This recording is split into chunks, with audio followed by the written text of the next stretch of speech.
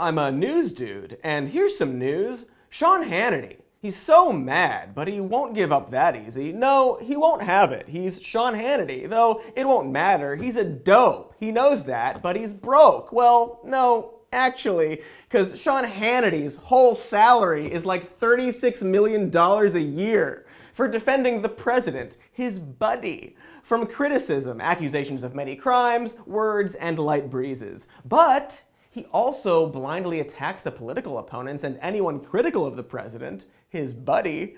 And most recently, after a week of defending Michael Cohen, who is implicated in many crimes and who has been a target of a months-long criminal investigation into him and his client, the president, it was revealed that Sean Hannity is one of just 3 of Michael Cohen's clients, which maybe, as a journalist, like a little bit of conflict of interest when reporting on and defending Michael Cohen and having him on your show many times. Though, to be fair, Sean has tweeted he's not a journalist, he's merely an opinion journalist and advocacy journalist, which, interestingly, uses the word journalist twice. Sean has also defended his relationship, once likening it to the relationship between fictional meth dealer Walter White and his fictional dirty lawyer Saul Goodman. I might have handed him $10. I definitely want you want attorney-client privilege, don't something you? like that. So that everything you say is strictly between us. Put $1 in my pocket. Come on, make it official. I might have handed him $10. I definitely want you attorney-client privilege on this, something like that. And saying it wasn't an official attorney-client relationship, despite Cohen saying otherwise in front of a federal judge. Hannity has also repeatedly claimed he only talked to Cohen about almost exclusively real estate, though he never gets into what he means by almost exclusively.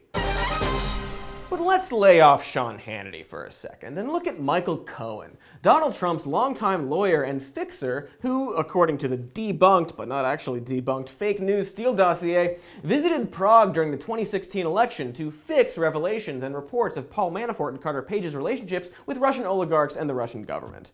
But Michael Cohen's never been to Prague. As Cohen has pointed out, he was with his kids in LA. Hello? He shared on Twitter an Instagram photo of him and his daughter in LA for his birthday, August 25th, but darn it, the photo's been deleted. And I've reached out to Cohen for a copy on Twitter, so fingers crossed. But he's also said that he was in LA with his son at a USC baseball camp. It's been confirmed with 2 USC employees that he was indeed in Los Angeles on August 29th. So, in terms of him being in Prague in August or September of 2016, he was in Los Angeles on August 29th. You just got alibied, motherfuckers. Yes, this guy's a lawyer. But that's not the only evidence that Michael Cohen's never been to Prague, despite it being reported that special counsel Robert Mueller does have evidence he was in Prague in the summer of 2016. But, you see, here's a picture of the cover of Cohen's unopened passport, which I'm told is not proof. Dang. But Cohen did double down and went on Sean Hannity's show to show us, in person, the cover of his unopened passport to prove that he's never been to Prague. Lawyer style. Eventually, though, he did release pictures of the inside of his passport, proving that he has never been to Prague, with trips ranging from the early 2000s to 2016, but none during the time of his alleged Prague visit in August or September of 2016.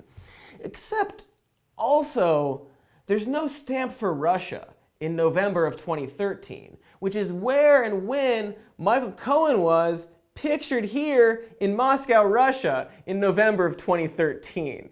So either he's not showing all of the pages, or he has another passport, or he took a private jet that didn't go through customs. But anyway, this has been The Lawyer, Michael Cohen's defense of Michael Cohen, lawyer. And Sean Hannity has long defended Michael Cohen without disclosing that he's one of Michael Cohen's 3 clients, another of which is the president. One of them has pleaded guilty to bribery and hired Cohen to cover up an affair/pregnancy/abortion, and the other is you, Sean. Even Alan Dershowitz, who was on your show 2 days in a row to help you defend Michael Cohen, was like, "Sean, bro, you did a real oopsie goof." His words. Here's some more news. Facebook collects data on non-Facebook users, and if you want to delete it, you have to sign up for Facebook. No joke, no segment, just thought that was kind of f***ed up. Wanted to mention it. Maybe break up the pace of this Sean Hannity story. Speaking of Sean Hannity, there have been a lot of calls to fire him, or at least calls for, like, any consequence, but Sean has already been fired from a radio show for homophobic comments, because the tolerant left is intolerant of homophobes. But that was a long time ago, and he's apparently used up his one time of getting kicked off the air, and will be on the air forever, because Fox News has stated they intend to keep him on, and they stand by him. And I say, good, actually. Force him to stick around. Maybe cut his pay by 99%, but keep him. Because eventually, the president's obvious crimes will be more public and undeniable. And Sean, he'll go out there every night and he'll give it his best to explain it all away. He's gonna try, sweat, bathing his confused, bee-stung face to make everything seem fine. It's already amazing to watch. Here's him talking about the Comey interview preview. How strange is it for you to sit here and compare the president to a mob boss? Really? Mob boss. Let's think about this. Of all the people, the former head of the Federal Bureau of Investigation, the person responsible for taking down actual deadly criminal gangs, shouldn't James Comey know better to make an outrageous comparison like that? Well, Sean, he probably does know better because of the things you just said about his job. Wouldn't the FBI director know better than to call someone a mob boss?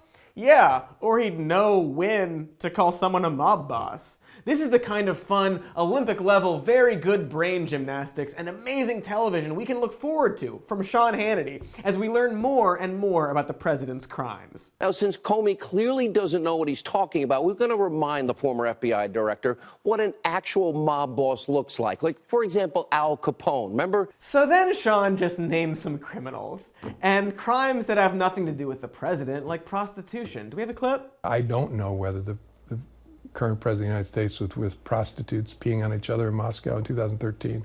It's possible. Okay, but also, what about Karen McDougal, one of the women Cohen was paid to silence in her account of sleeping with Donald Trump and being offered money afterwards and being surprised when she's like, no, you don't have to give me money for having sex with you just now.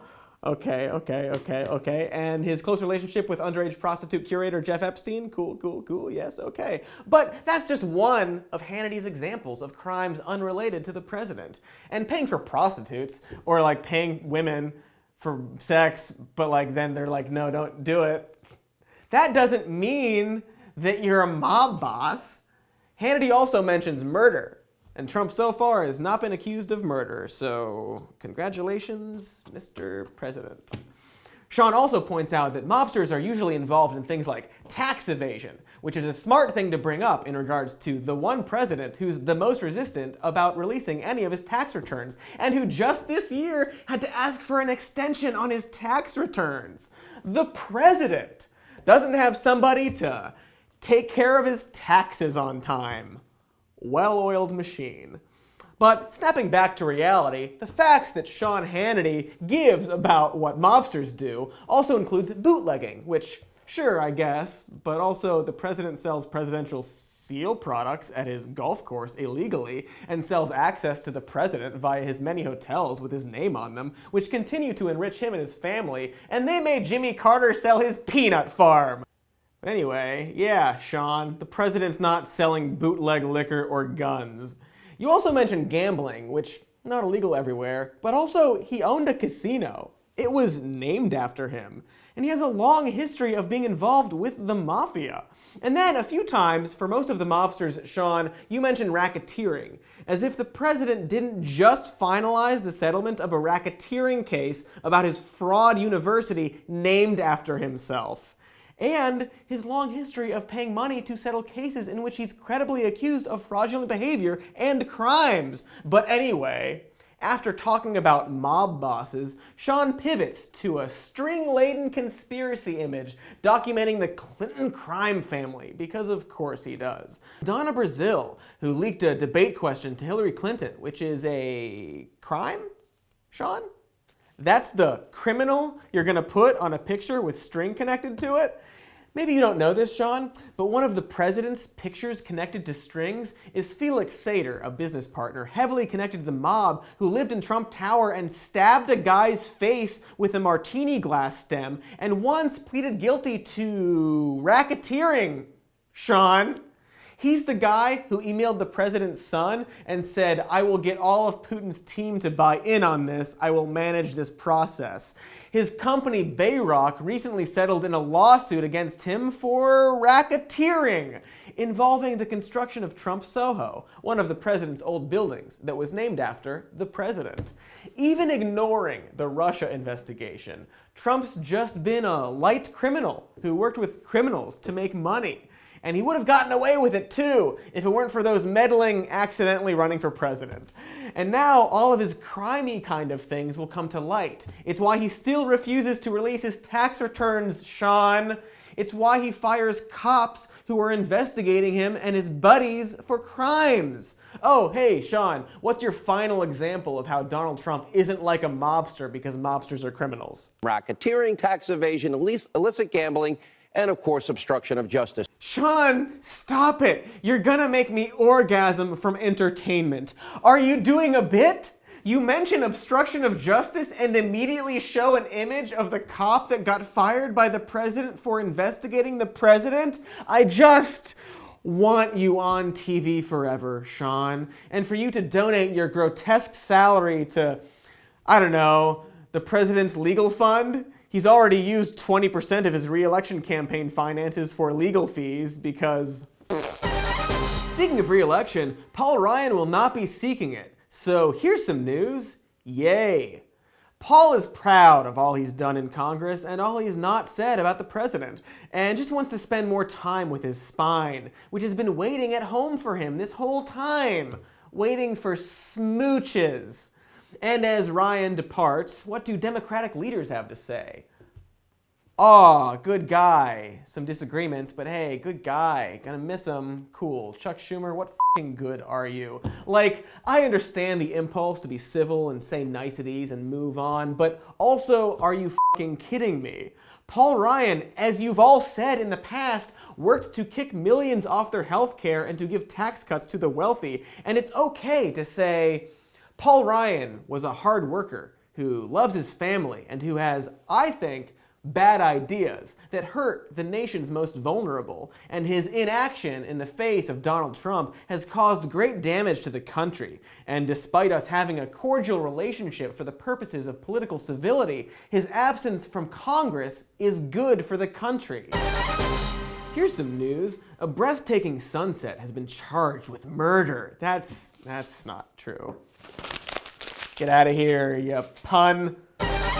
Speaking of previous topic, next topic, which is, oh, it's war, okay. Which one though? Because we haven't gone more than 6 years without being in at least one war, and we're currently in several. Oh, okay, yeah, here's a war. After an alleged chemical attack on civilians by the Syrian government, President Trump announced he was going to send some missiles over, and then did that. And the majority of the mainstream media took a break from hating the president to say, all right, war stuff. Which brings us to an installment of Deja News.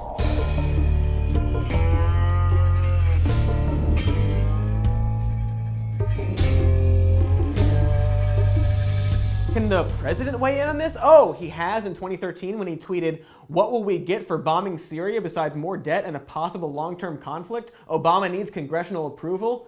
True, and you didn't get it. But could you add something like, "We should stop talking, stay out of Syria and other countries that hate us"?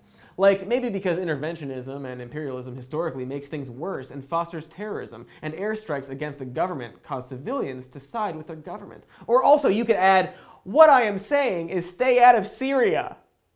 Cool, right on, right on. This he said, he also said situation isn't new or surprising. The president is consistently inconsistent with what he believes and is a well-documented liar. He says he has one of the great memories of all time, but when under oath constantly says he can't remember things. And when he's told that in the past he's claimed to have the best memory, he says he doesn't remember saying that. So he probably doesn't remember anything he's ever said about any of our wars. Like, you know how we're in a war with Afghanistan that's old enough to drive and almost old enough to f*** anyone over 18? mean? Well, it's a war, and after 9/11, but before President George W. Bush, a war criminal, lied to start a war that killed, oh, you know, lots. And well, in between that, Osama bin Laden, the Saudi-born millionaire and founder of the Saudi Arabia-funded organization that carried out a massive attack by a majority Saudi terrorists, he hid in Afghanistan. And we were like, hey, give him here, he did 9/11. And they were like, show us evidence. And so we did a war for 10 years, and 10 years passed, and America then killed bin Laden in his life. The war continued. 10 months passed, and Donald Trump vlogged for a minute about how we have to get out of Afghanistan. Unfortunately, since becoming president, Donald Trump, president, has deleted all of his old vlogs from his YouTube channel. More than 90 minutes of dozens of vlogs gone, except I downloaded all of them. Take it away, Mr. President. Afghanistan is a total and complete disaster. Let's get with it. Get out of Afghanistan. And one more time for the tiny people in my ear. Get out of Afghanistan. Agree. Here's some news. President Trump is sending thousands of more troops into Afghanistan. So, okay, maybe Trump just has changes of heart, constantly, about everything and everybody. But in this case, he didn't want to get involved in other countries and do wars, and he regularly said it's silly to announce to countries what your military is going to do. But after a chemical weapons attack, he decided he wanted to announce on Twitter to Syria and Russia that missiles are coming, so get ready. Wonder why he'd want to warn the guy who he conspicuously helps and avoids bothering at all costs. But anyway, he changed his mind. And maybe he isn't trying to get us into a war or start the successful process of American interventionism and regime change because he knows that war is one of the few things that gets bipartisan and mainstream media support. Maybe he legitimately does just want to send airstrikes to Syria once a year for humanitarian reasons. And if this is really a humanitarian effort, I guess, is it? Bombing some empty buildings once a year? Humanitarian might be accepting more than 11 Syrian refugees this year, sending aid and rescue, food, things humans need. Is sending missiles once a year humanitarian? After this chemical weapons attack in particular, or the several earlier this year, or the 11 last year, or the 100,000 civilians who've been killed by regular weapons, or like, I don't know, there's a genocide in Myanmar, there's famine and war and death in Yemen, and the US is disturbingly complicit in it, aiding and selling arms to Saudi Arabia, who commits war crimes there. So like, humanitarian-wise, I don't know, Puerto Rico's a part of our country, and it's still really struggling. As of this taping, it was completely out of power again. Maybe we need to expand our view of humanitarian and Department of Defense and trillions of dollars spent on weapons to include more aid and rescue, and maybe get some practice for when all of these terrible storms keep continuing to get worse. And you know, the fires and rising oceans and so forth. But let's hear what the president has to say about humanitarian efforts. And we can even ignore his history of promoting torture and supporting taking out terrorist families, and his lamenting of how some of his drone strikes didn't take out the terrorist families. So let's go to his vlog instead, because despite regularly insisting that he never suggested the US get involved in Libya, he did vlog about it when it happened, and deleted the vlog. And here's that vlog. We should do, on a humanitarian basis, immediately go into Libya, knock this guy out very quickly, very surgically, very effectively, and save the lives. After it's all done, we go to the protesters who end up running the country. They're going to like us a lot better than they will if we don't do it. More importantly, we're going to save lives. And we should then say, by the way, from all of your oil, we want reimbursement. Because the president thinks that it's a humanitarian cause to intervene in a country's civil war for the purposes of regime change and to help the people on a humanitarian basis so we can then take half of their oil.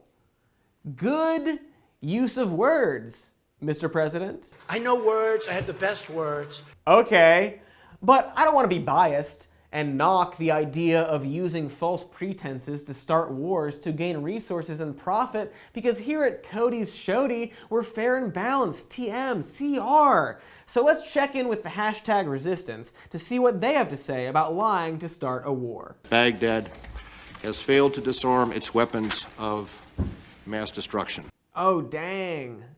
Oh, and here's some more news. President Trump recently fired his former Secretary of State while he's taking a shit or sitting down to make a tinkle. And that man, a former oil tycoon named Rex Tillerson, is being replaced with former CIA Director Mike Pompeo, who hasn't been confirmed yet, but did go to North Korea to do Secretary of State stuff. Also added to the regime is new National Security Advisor John Bolton, a man who looks like Rex Tillerson sounds. Also, a man who sure writes about invading countries a lot. In order to get the job, Bolton reportedly promised Trump he wouldn't start a war. Later, he denied promising that, but Bolton and Trump have recently announced a plan to form an Arab force to replace U.S. troops in Syria. The idea is reportedly popular with Eric Prince, founder of paramilitary group Blackwater, which had contracts in the Iraq War and would profit from providing equipment and services to whatever the Arab force ends up being. So we can still do a war, we can still make money from that war, but we won't have to die in that war. Related, here's an article from Psychopaths, 5 defense stocks to buy as Syria tensions flare up. Satire? No? Cool.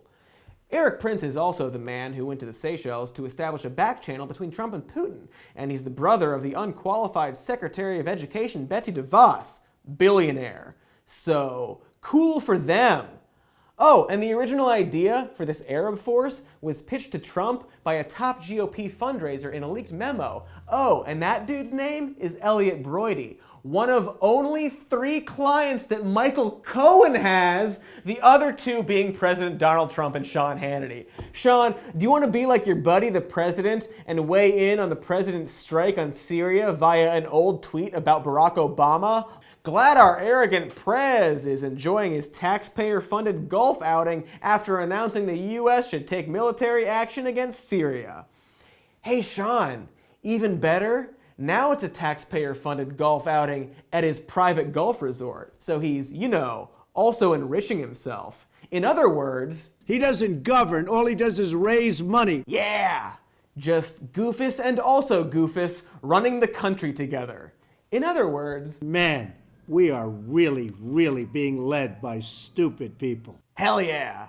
Hey Sean, on the day it was revealed that you were the president's lawyer's client, the Washington Post won a Pulitzer Prize for its reporting on Roy Moore molesting and harassing young girls in his hometown when he was an assistant DA. And I just want to honor you with this Restilup Award for your 15-minute video called Don't Rush to Judgment Over Roy Moore, in which you blindly question the Washington Post's detailed and in-depth reporting and then talk at length about how you take sexual assault allegations very seriously and you don't once mention the current president of the United States. So, come get your award.